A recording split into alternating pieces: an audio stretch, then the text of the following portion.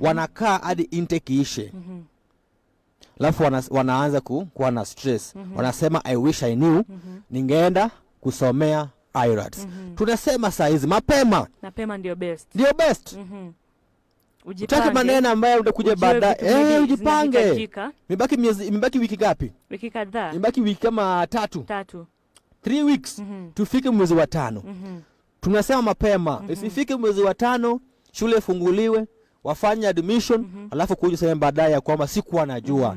Uko na wasiwasi. Uko na wasiwasi baadaye. Wewe ambao ungependa sana, labda ulitaka kujoin IRATS mwezi wa kwanza, mwezi wa pili, mwezi wa 3, na kwa njia moja au nyingine haukufanikiwa kujoin IRATS. Kuna nafasi nyingine ambayo ni mwezi wa 5. Enda pale. Iwe ni Bungoma, iwe ni Kericho, iwe ni Maralal, iwe ni Kisumu, iwe ni Nakuru, iwe ni Eldoret, iwe ni Lodwar. Wewe fika kwa hizo maeneo.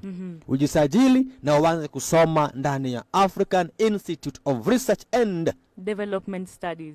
Mambo iko shwari. Kile kwa sasa hebu msikilizaji nasema hapa ndani ya kwamba kama uko mahali maeneo pale na kuna ngoma ambayo ungependa zaidi kuchezea hapa ndani, pia usiwe na stress, usiwe na shaka, usiwe na wasiwasi. Chukua simu yako, tupigie simu, feel free. Ama tume SMS pale kwa TikTok, pale kwa Facebook, pale kwa Instagram.